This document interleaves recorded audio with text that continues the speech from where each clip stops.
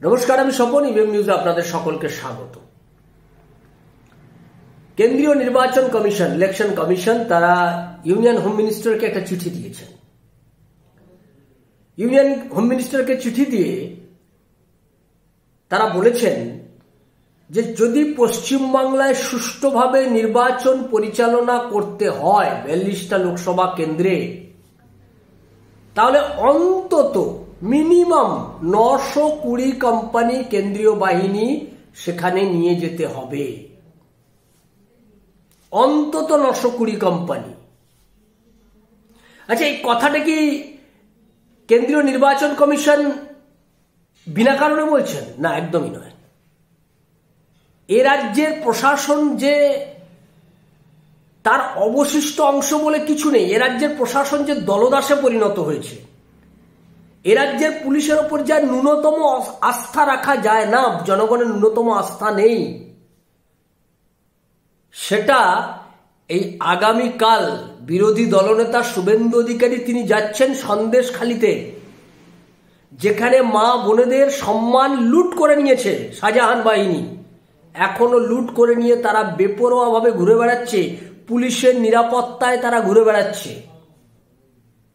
এই লুঠেরা বাহিনী যদি সক্রিয় থাকে, এই লুঠেরা বাহিনীদের হাত থেকে যদি রাজ্যকে বাঁচাতে হয়, তাহলে এই মুহূর্তে আশু যেটা কাজ, কেন্দ্রীয় সরকারকে তো দায়িত্ব নিতেই হবে। বিরোধী দলনেতা আগামীকাল পৌঁছে যাচ্ছেন সন্দেশখালিতে। সেই সন্দেশখালিতে গিয়ে তিনি এই বিষয়টাকেই উপস্থাপিত করবেন, দেখে আসবেন নিজের চোখে যে কি ভয়ঙ্কর অবস্থার মধ্যে সেখানকার মানুষ আছেন। সেটা যাতে না করতে পারে তার জন্য কি বন্দোবস্ত করেছে দেখুন। দেখুন কি বন্দোবস্ত করেছে। গোটা ওই ধামাখালির ওখান থেকে বাজার থেকে শুরু করে একটা দুর্গে পরিণত করা হচ্ছে। ওখানে আবার খোঁচা খোঁচা বাঁশের, ওখানে লাঠির ওপরে দেখতে পাচ্ছেন, ভিডিওতে দেখবেন যে বাঁশের ওই যে ব্যারিকেড করেছে, ওর উপর আবার একদম পার্মানেন্ট ব্যারিকেড, পার্মানেন্ট খুঁটি পুঁতে ব্যারিকেড করেছে, এবং তার উপর দিয়ে খোঁচা খোঁচা লাঠি দিয়ে বাঁশ তৈরি করে বাঁশ দিয়েছে, যাতে ওখানে গেলে বিজেপির নেতৃত্ব যারা যাবে, কর্মীরা যাবে, তারা যাতে ওখানে গেলে আহত হয়ে যায়। এই প্রশাসন থাকা অবস্থায় রাজ্যের গণতন্ত্রের আর অবশিষ্ট তো কিছুই লাগেনি। এই প্রশাসন, এই পুলিশ তো রিজার্ভ ফোর্স, দলদাসে পরিণত হয়েছে বলে বিরোধী দলনেতা প্রত্যেক দিন অভিযোগ করেন। তার চেহারা নমুনা দেখা যাচ্ছে। সে কারণেই কেন্দ্রীয় নির্বাচন কমিশন সঠিক সিদ্ধান্ত নিয়েছেন যে ন্যূনতম 920 কোম্পানি লাগবে। মানে ভয়াবহ অবস্থা। বুঝুন যে এইখানের পশ্চিমবাংলার যে অবস্থা, সেই অবস্থা আমরা তো মনে করি বোধহয় এর থেকে সিরিয়ার অবস্থা অনেক ভালো। জম্মু কাশ্মীরের অবস্থা এর থেকে অনেক বেশি ভালো। আমরা যদি পিওকে যাই, পিওকে তো বোধহয় এইরকম কড়া পাহারা, যেদিন পিওকে ভারতবর্ষের অন্তর্ভুক্ত হবে, পিওকে তো বোধহয় এত কড়া পাহারা, এত কেন্দ্রীয় বাহিনী লাগবে না। যে কেন্দ্রীয় বাহিনী শুধু পশ্চিমবাংলায় লাগবে 42টা লোকসভা কেন্দ্রে নির্বাচন করাতে গেলে, বলছে ন্যূনতম 920 কোম্পানি। ভাবুন কি রাজ্যের অবস্থা তৈরি হয়েছে। আগামীকাল বিরোধী দলনেতা তিনি যাবেন সন্দেশখালিতে, যাবেন, সেখানে মায়েদের সম্মানহানি হয়েছে, তাদের অত্যাচার করা হয়েছে তাদের উপর, সেইটা দেখতে যাবেন। তার জন্য কি পরিস্থিতি তৈরি করা হয়েছে, যুদ্ধের পরিস্থিতি তৈরি করা হয়েছে, যাতে ঢুকতে না পারে। কেন না, ওখানে ওই শিবু হাজরা, উত্তম সর্দার, সব ডাকাতের সর্দার, উত্তম সর্দার, ওই উত্তম সর্দার, এরা সব বসে আছে, শাহজাহানরা সব বসে আছে ওখানে।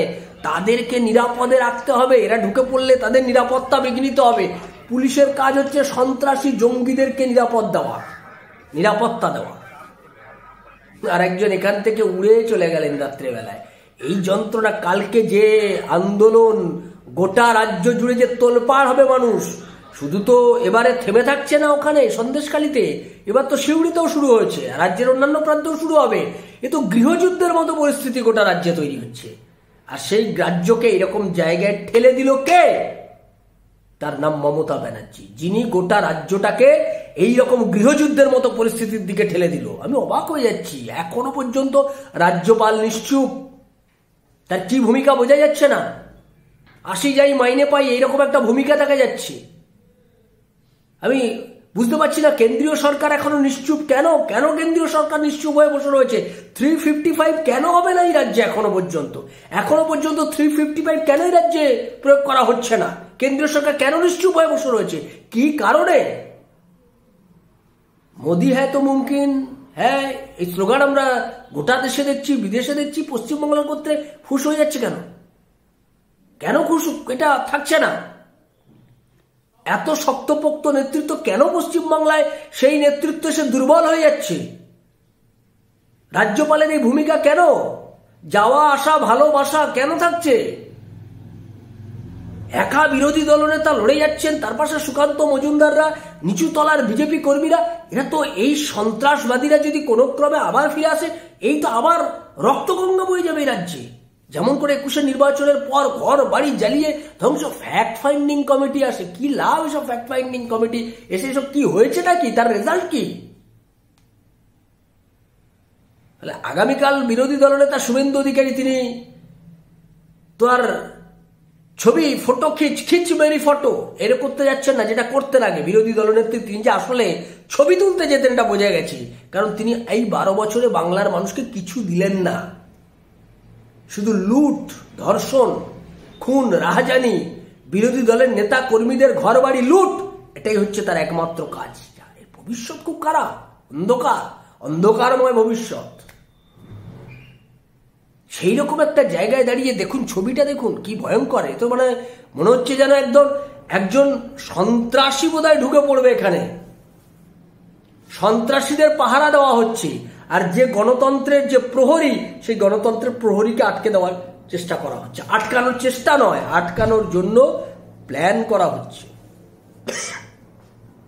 এই তো রাজ্যের চেহারা, এই তো রাজ্যে পুলিশের চেহারা। এখনো চুপ করে থাকবে কেন্দ্রীয় সরকার, এখনো চুপ করে থাকবে রাজ্যপাল, এখনো চুপ করে থাকবেন নরেন্দ্র মোদী, এখনো চুপ করে থাকবেন অমিত শাহ। কেন এই রাজ্যের দুর্নীতিগ্রস্তের মাথাকে এখনো পর্যন্ত গ্রেপ্তার করা যাচ্ছে না? কেন গ্রেপ্তার করা যাচ্ছে না? বাংলার মানুষের মনে এই নিয়ে প্রশ্ন উঠছে। তারা নিজেরা পথে নেমে পড়ছে, গৃহযুদ্ধের দিকে ঠেলে দিচ্ছে গোটা বাংলাকে। রাজ্যের মুখ্যমন্ত্রী তিনি পালিয়ে গেলেন আজকে রাতের বেলায়, চম্পট দিলেন, কারণ আগামীকাল যে রাজ্যের প্রতিবাদী মানুষের চেহারাটা নিজের চোখে দেখতে পারবেন না, তাই পালিয়ে গেলেন। অন্য রাজ্যে পালিয়ে গিয়ে ছবিটাকে অন্য করে দেখাতে চাইছেন, কারণ ওইখান থেকে বসে নানান নাটকীয় কিছু ঘটনা দেখাবেন। কারণ রাজ্যের মানুষ আগামীকাল শুভেন্দু অধিকারীর নেতৃত্বে যে গর্জন ছাড়বে, সেই গর্জনটা তিনি সহ্য করতে পারবেন না, বোঝা গেছে। ফলে এই ভয়ঙ্কর অবস্থায়, আমি জানি না এই ভয়ঙ্কর অবস্থায় বাংলার মানুষকে কিভাবে রক্ষা করা যাবে। 920 কোম্পানি নির্বাচন কমিশন বুঝতে পারছে বাংলার ভয়াবহ অবস্থা, শুভেন্দু অধিকারী বুঝতে পারছেন, সুকান্ত মজুমদার বুঝতে পারছে, এ রাজ্যের বিজেপি রাজ্য নেতৃত্ব একদম নিচু স্তর পর্যন্ত যাদের যে নেতৃত্ব, বিরোধী দল সকলে বুঝতে পারছেন। বাকিরা কবে বুঝবেন? আমাদের